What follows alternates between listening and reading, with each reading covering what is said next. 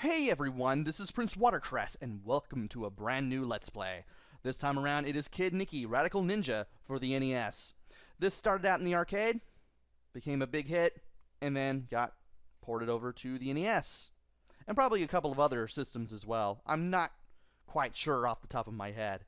But this was definitely on the Nintendo Entertainment System, and rather interesting game. I watched NintendoCapriSun play this the other night and realize, hey, maybe I can play and beat this.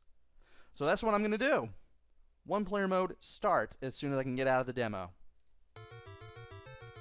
Bird gets his arrow. We'll help you! We leap right out of the door, and we go to the first of 8 stages in the game. Round 1 versus Death Breath. Left and right lets you move around, down lets you duck, B lets you attack, A lets you jump. And there will be enemies coming at us from all sides. We also want to hit the birds too, because those things will hurt us too. The blue guys come after us. The red guys do stop after they come, after we see them, and they just stop after a while. And the pink guys will leap up when you get close enough to them. And I mean close enough to them, and I can't believe I did that. I need to be careful because one hit and I'm dead in this game. That's just how it is. And I should mention the stuff at the bottom of the screen. You have your highest score, followed by the player 1 score, followed by player 2 score, should you be playing a 2-player game. This game is 2 players alternate. You have your time remaining to the right of all that, followed by power. There is a power-up that you can get in this game, and it lets you throw your staff a certain amount of times. And round 1-8, the rounds are split into several sections, and I'm currently on round 8, or round 1-8. The sections are pretty small. And to the right of all that is the amount of lives that we have. Thankfully, we can continue in case something happens. And by standing at the edge of this platform and swinging our weapon left and right, we can go down here and fight a bunch of enemies. By doing so, we can skip a good amount of the stage by doing this. Now, further to the right is a windmill, I think. Unless we've already skipped it. No, we've already skipped it. But there was an area that we skipped where there's a windmill. And if you were to jump around and swing your weapon left and right, just rapidly like I did over at that edge of that platform, there is a room you can go to, and you can get a bunch of coins and scrolls for points. And of course you get kicked out after a specific amount of time. But now it's time to face Death Breath. You want to hit this guy when he's jumping up into the air. And if you get too close, he will blow you away. And whenever you hit the boss, your weapon gets knocked back.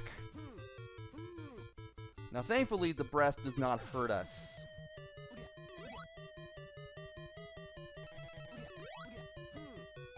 And he is getting dangerously close for my liking.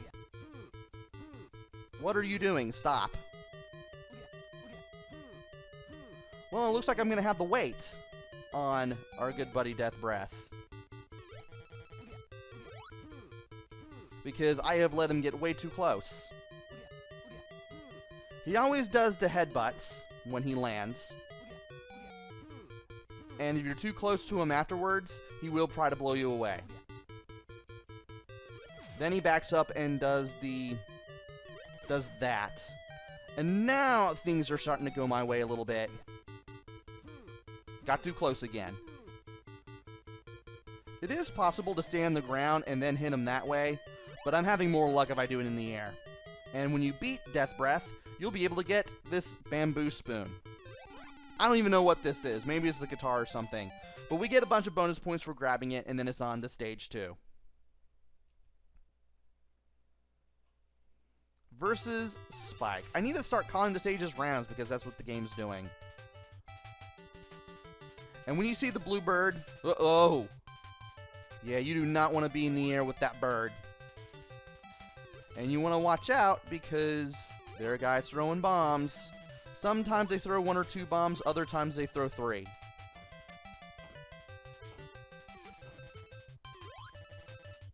And you also want to watch out for the yellow guys. If you get too close, they will drop down and go after you.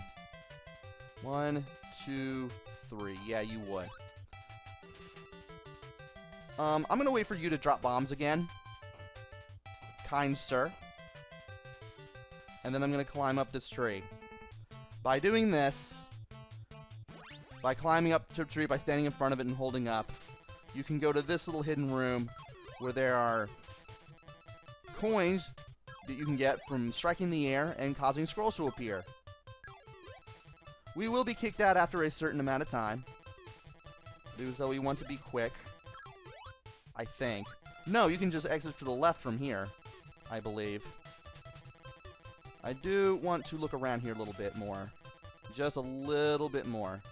Doesn't seem like we're going to get anything else, but I do appreciate the points. And once you leave, this bird carries you to another part of the level. Now, if you strike these birds, they give you coins. And you can stand in front of one of these spires. And this is the one where if you jump in front of it and swing your weapon repeatedly, you can get to another area where you can skip even more of the stage. Again, I appreciate that. Thank you, game.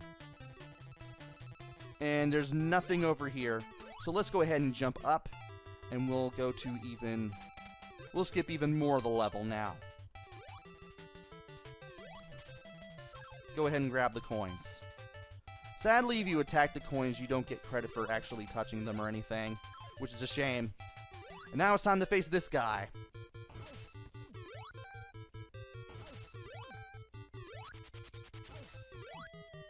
And this guy's getting too close, but if we keep leaping over to here, we can get the scroll and get more points for collecting it.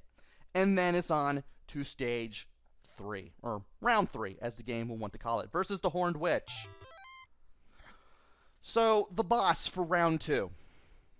You want to get up to him and hit him while his mace is up. That mace will hurt you. And when you get close enough to him after, like, say, that second hit, he starts throwing a shuriken at you. You want to duck to avoid it. I did not know he would throw the shuriken that far away because I took a different approach to beating him in the practice run. And yeah, once he's that close to you, to that far left part of the screen, you want to basically just duck the shuriken. Of course, I kept leaping up to the top of the wall on the far left, and because of that, I was able to jump over the shuriken every time, and then hit him. Once I hit him, I leapt back up there because how else am I going to get my sword? And I just kept doing it that way. Now, even if your sword is very high up in the air, as long as you can jump up towards it, you'll still be able to grab it, regardless of where the elevation is. So the game is very, very generous and forgiving on that front. Might as well mention that too. And with that, that is the end of this video. I will be doing 2 rounds per video. Hopefully this game will not give me too much trouble. Join me next time where we take on rounds 3 and 4. Until then, this is PrinceWatercress. Take care, stay safe, and thanks for watching!